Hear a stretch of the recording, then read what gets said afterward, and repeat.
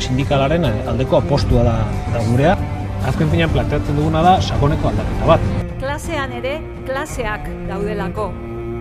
Ez da berdina emakume izatea edo gizona izatea. Ez da berdina migrante edo bertokoa izatea. Lesbiana izatea edo heterosexuala izatea.